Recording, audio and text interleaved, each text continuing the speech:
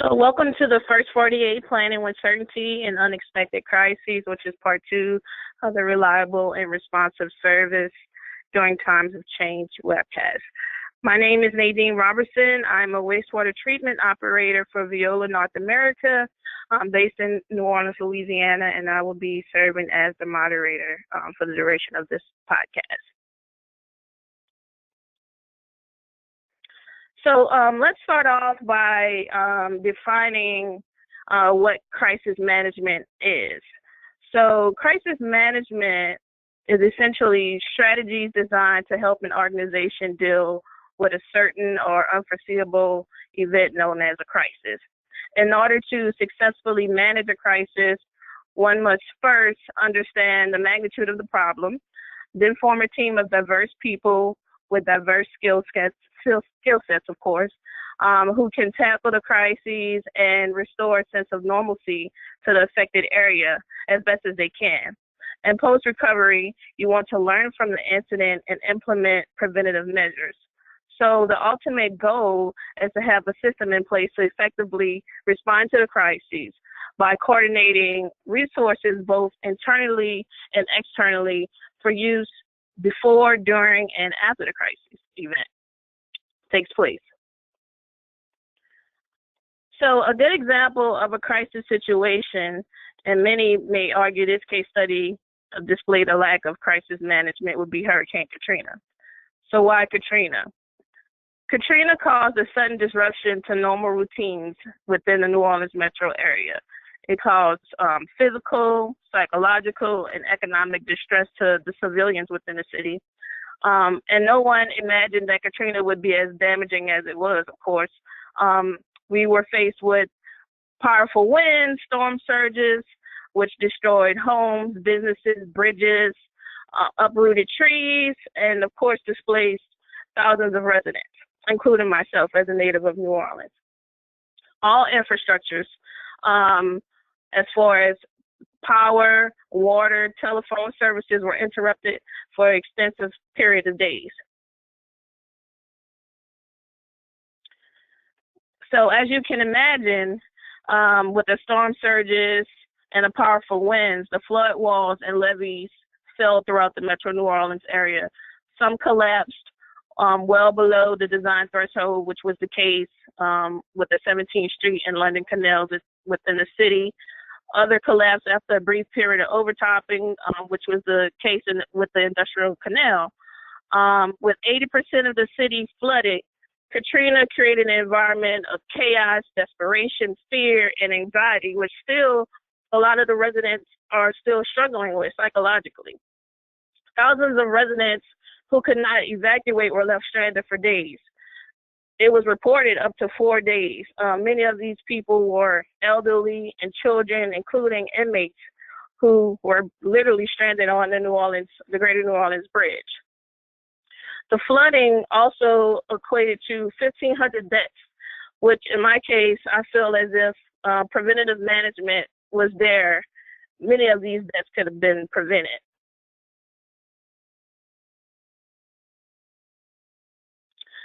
So let's look at the current overview of the New Orleans flood protection system. Many of these infrastructures on this graphic were implemented post-Katrina, but drainage in New Orleans has always been a major concern for the city since its founding in the 18th century.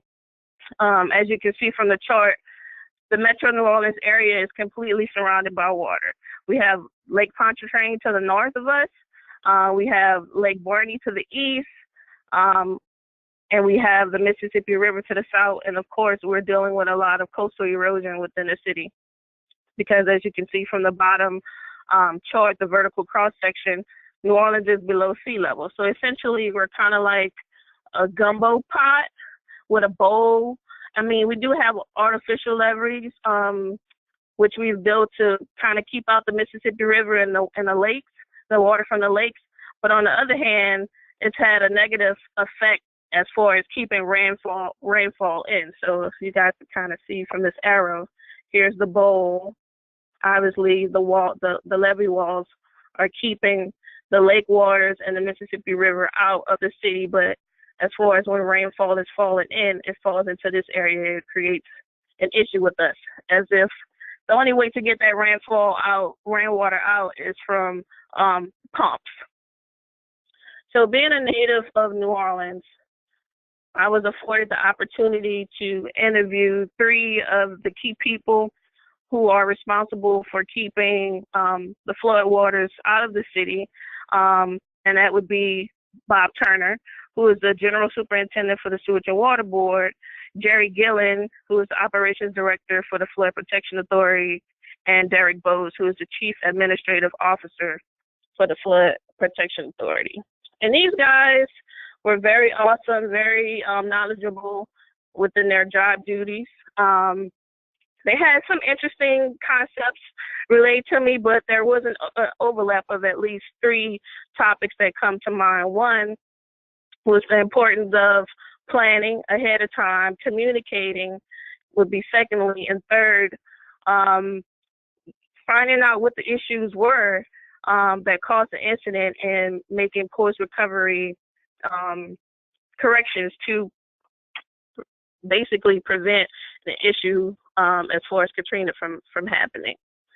So at this time, I'm going to turn it over to Matt, who will get into more detail as far as planning is concerned and touch bases on the communication efforts that Robert Turner displayed in our interview. Matt, are you there? Yep, sure am. Thank you, Nadine. Okay. Well, again, my name is Matt Wooten, with Environmental Program Manager with Northern Kentucky Sanitation District Number 1. And I'll touch on some of the key takeaways here from the disaster management perspective. You'll hear me talk a lot about preparation and planning, and then the presentation will move into the communication efforts that are associated with it, and then we'll talk a lot about post-recovery, what happens once the disaster takes place. We'll look at lessons learned and moving forward, how you act upon those lessons. So it really begins with a culture of preparedness, and that must be explicit in the organization. That commitment must be there, and that starts from the top down. As leaders of the organization, you really need to be able to demonstrate to your staff, to your colleagues, to your students, whatever the case may be, that you are really committed in making sure that you are ready and able when and if a disaster happens. And you need to instill that, to develop it into your culture, primarily to help avoid complacency. One of the things that we heard from the interviews that Nadine mentioned was that because it had been so long since a disaster of that magnitude had happened in the New Orleans area, that people had just sort of gotten used to doing the things the way that they always had, and this one caught them off guard.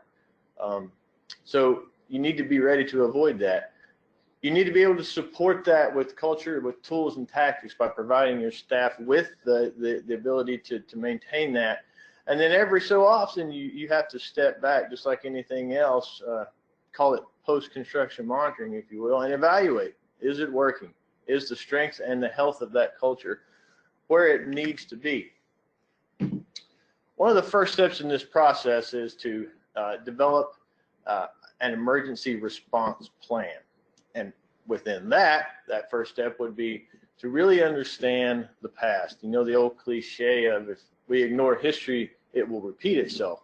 That's certainly what we don't want to happen. So by understanding the past, you need to look at the plans that you have in place. Were they good plans? Were they bad plans? Were they ugly plans? Did you even have a plan?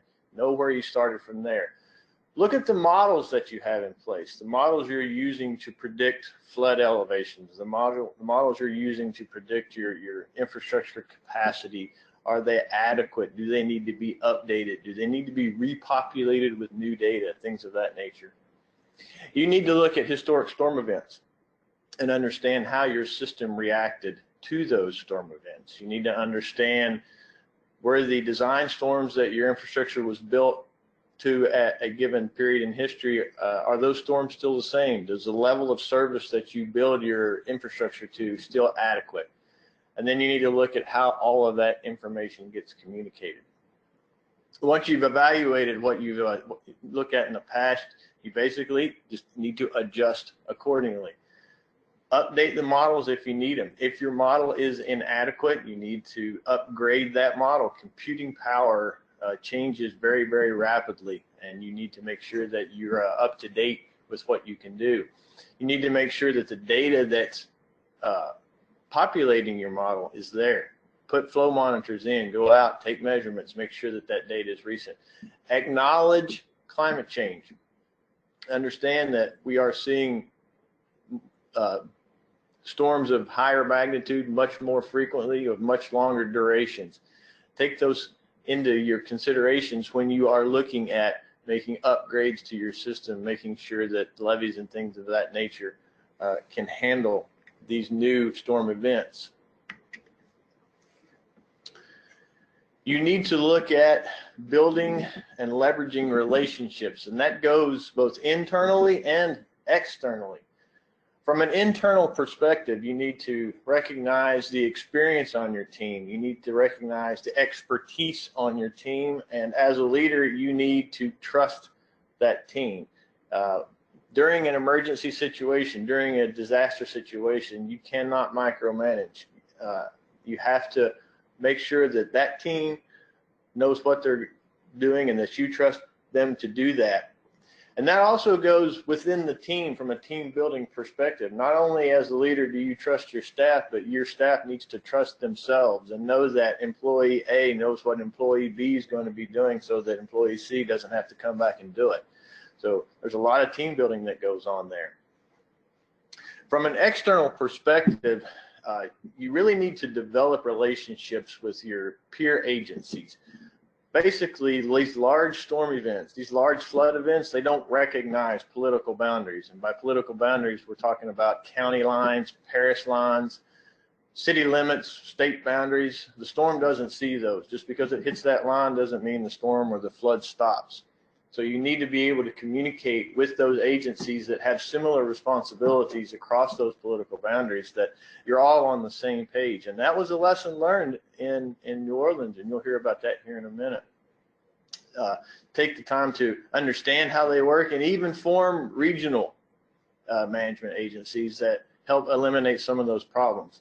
And again, there are tools out there to help you do that. What you see on the screen here is something from the WARN network, or the Water and Wastewater Agency Response Network. This is a tool put in place to facilitate those types of communications. And then finally, one thing that you really want to avoid is, once you've spent all of the time and all of the effort to develop that top-notch plan, is that you put it on your shelf and you forget about it.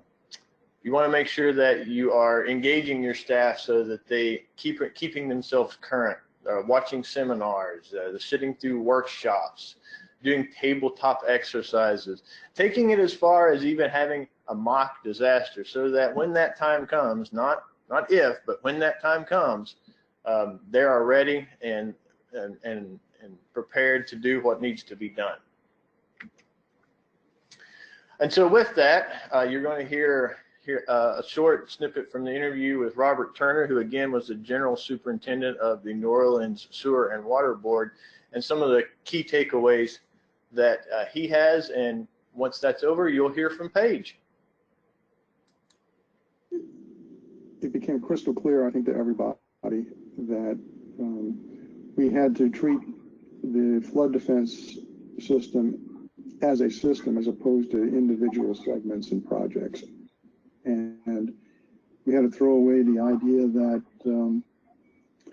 parish boundaries were, the limits of a particular jurisdiction's responsibilities, because the system spans across jurisdictional boundaries. Mm-hmm. Water doesn't know those boundaries exist, and so looking at things in a systematic way, operating and maintaining these types of systems as a system, which means that you don't look at just individual segments and concentrate on that in your own particular little area. You have to look at the broader perspective, and because a a problem with a levee or a flood wall failure in one jurisdictional area can certainly impact not only that area, but also adjacent areas as well. And so, you know, it's a bigger responsibility than, you know, just taking care of what's in your jurisdictional area. So that's part of it.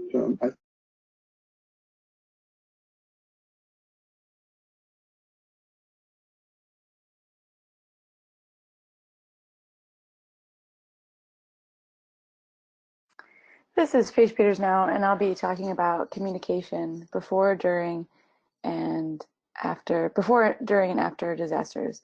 So carrying over from what Matt discussed, planning also plays a huge role in effective communication, again, before, during, and after the crisis or disaster. So to emphasize some previous points on planning, developing a communication plan and then practicing it regularly is crucial for identifying those weaknesses and vulnerabilities within the plan, as well as avoiding complacency, which Matt discussed. Practicing can determine those opportunities for redundancy, and the importance of redundancy can never be overemphasized as we talk about crisis management. So similar to technical redundancies, when you apply them to communication plans, they allow for decision makers and active participants to streamline those efforts for a more effective response. Much of the planning process for communication involves information dissemination before a crisis or disaster, which ensures that all parties are on the same page and that community members and stakeholders understand and trust the work done by utilities, again, before, during, and after events. Cannot emphasize those three stages more. So this includes public outreach for local organizations and schools, which should really be a year-round activity. Additionally, more and more utilities are using social media platforms such as Twitter and Instagram to connect with their stakeholders. And this has really proven to be effective at building up that trust and understanding, which can aid so much and be a real ally during response. Because during that outreach, because you can build that trust and understanding, and it provides access to generally an entity, being the utility, that most people don't really think about until something goes wrong. So building up that trust understanding beforehand allows for a more allied relationship during the disaster response. And through that outreach, you might find that there are valuable local technologies specific to your sewer shed or to your region that could be integrated into your plan to increase redundancy or improve cost effectiveness. Realistically, new technologies are being developed regularly to improve communications during disasters and should be considered as your response plans evolve.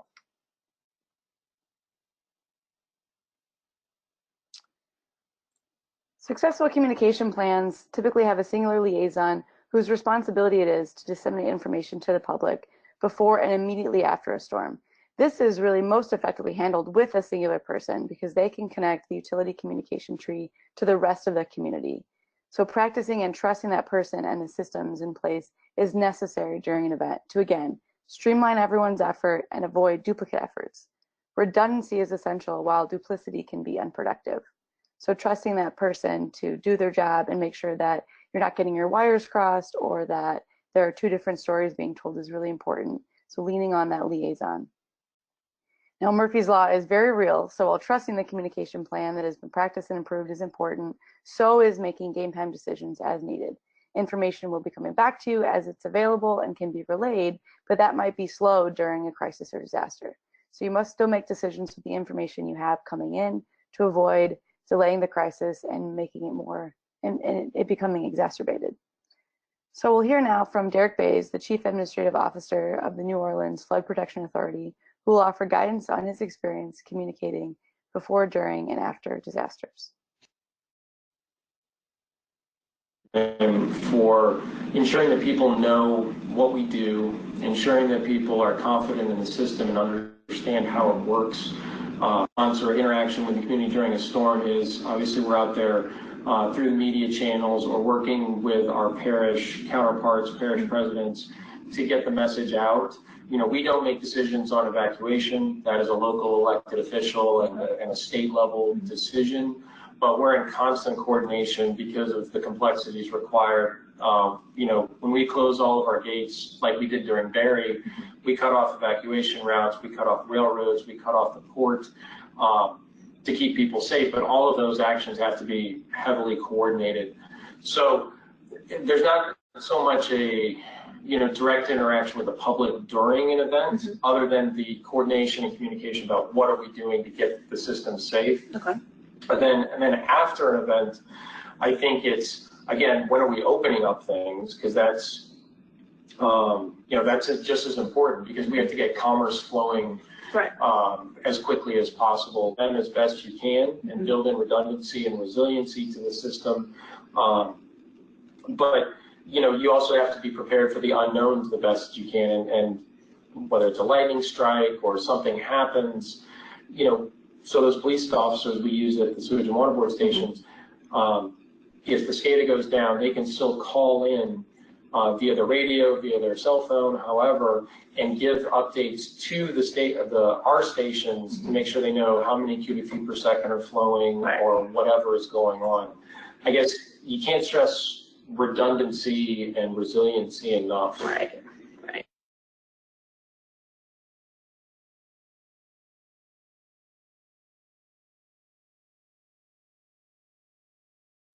Great. This is John McGettigan. I'm with Julian Hansen. I'm going to talk a little bit about some of the post-crisis guidance that we've been looking at. So once safe conditions are established, you and your facility can move into the post-crisis phase. We've developed some of this general guidance based on EPA's Incident Action Checklist. The EPA website is a great resource, and multiple examples of these checklists are available for any number of emergencies. In the immediate aftermath, you should continue to focus on both communicating and coordinating with your response partners and with your customers regarding recovery efforts. Second, you should start focusing on getting your facilities back online or back to normal. This includes getting ready for the next crisis. I think during the time of year, we've seen hurricanes line up in the Atlantic Ocean, or in the case of earthquakes, there can always be an aftershock. We should always be prepared for the next one. Third, you should start documenting the extent of the damage. This will be important as you explore and build your case for financial assistance. Financial assistance can be either from the federal level or in some cases the state level, depending on the nature of the emergency. In the longer term, you can start to identify mitigation and long-term adaptation measures to prepare you for the next crisis. Now, we wanted to compare some of this general guidance from EPA relative to the specific thoughts and recommendations we received from our expert panel associated with New Orleans and Katrina. I want to specifically highlight some of the midterm actions. In the case of Katrina, more than $14 billion in infrastructure improvements were identified and ultimately implemented to improve resiliency and redundancy. Mr. Jerry Gillen, Operations Director of the Flood Protection Authority, will speak to those in a minute. He will also go on to speak to the need for transparency and good communication regarding the remaining risks. All of these resiliency projects are built to a certain level of design. There will always be a larger storm or a bigger earthquake or who knows what. In those cases, we want to be sure not to mislead the public and present a false sense of security. As they say, knowledge is power.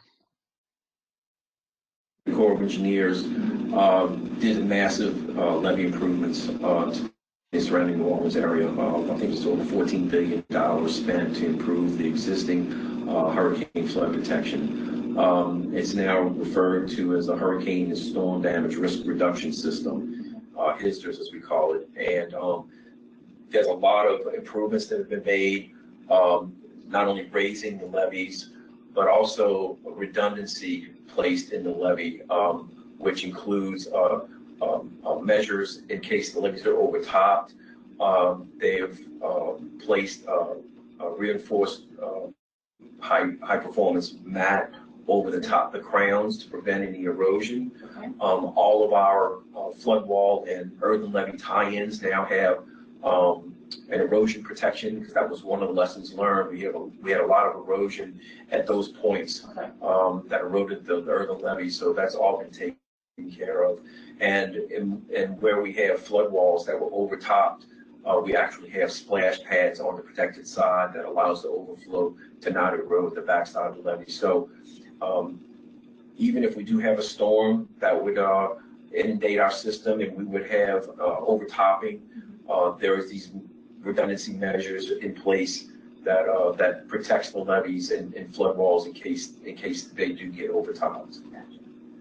Was a communication, you know, if especially her ISDR system, the U.S. Army Corps of Engineers has sized this system to what they call a 100-year storm, okay, which means that we still have a 1 chance in every 100 years or 1% chance in every year that we could have a storm that could inundate and overtop the system built to date. Even $14.5 billion of improvements, it still has a 1% chance of that system being overtopped. So there will be calls in the future for major storms for the people of New Orleans to evacuate, although everyone sees in the city how much the levee's been improved and how much of an agency that we're very proactive now in operating, maintaining, and recording and documenting this maintenance that we do all year round, but that the people would have to still evacuate if there was a call to evacuate.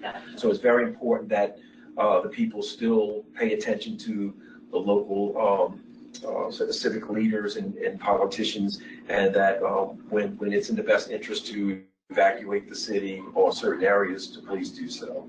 Okay.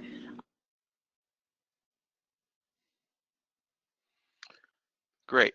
Following Katrina, an Army Corps of Engineers report found that the destructive forces of Katrina were aided by incomplete protection, lower than authorized structures, and levee sections with erodible materials that Jerry spoke to. As such, more than $14 billion in infrastructure improvements were identified and implemented. The next couple slides will highlight some of these projects. The projects were massive and included new floodgates, surge barriers, reinforcing and redesigning the flood walls, installing sector gates to isolate areas in case of localized failure. All of these collectively are improving the redundancy and resiliency of the New Orleans system. With that, I'm going to turn it over back to Nadine to summarize and wrap up.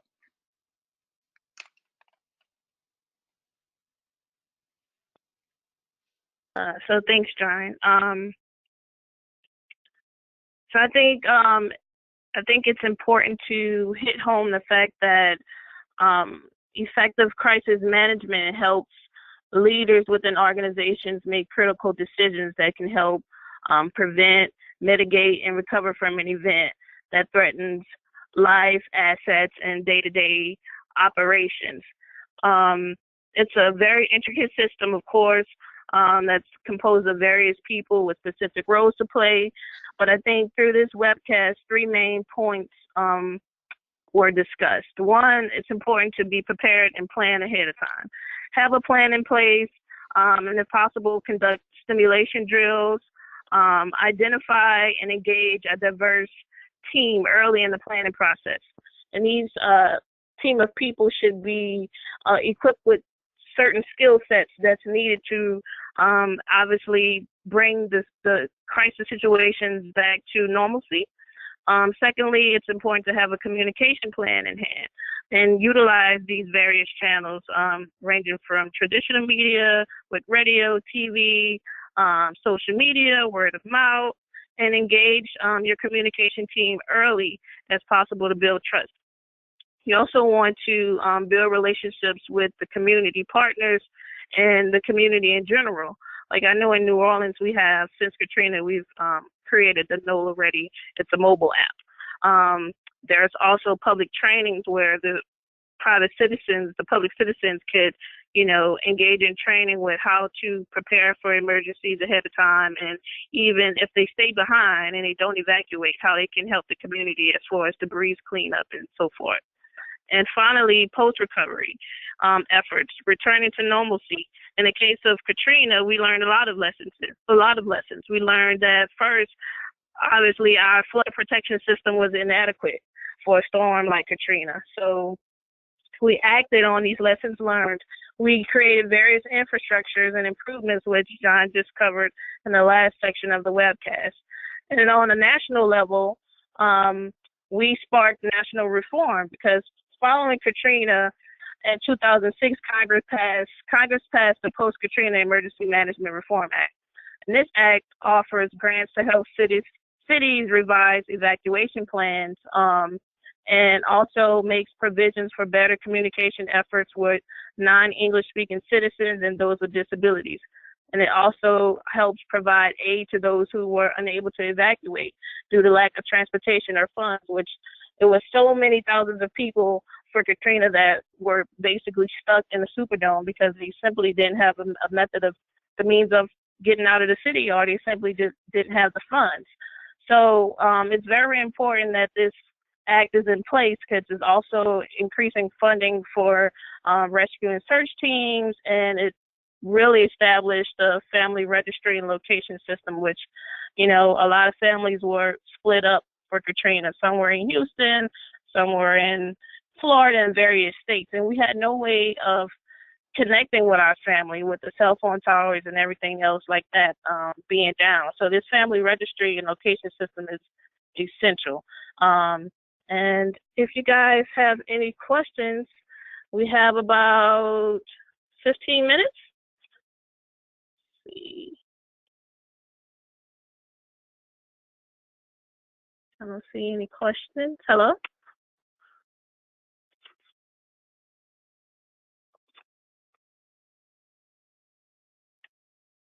Any questions you guys have for us?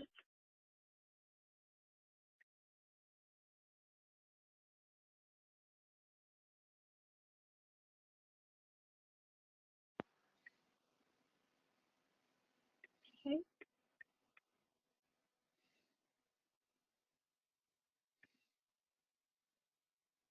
No questions?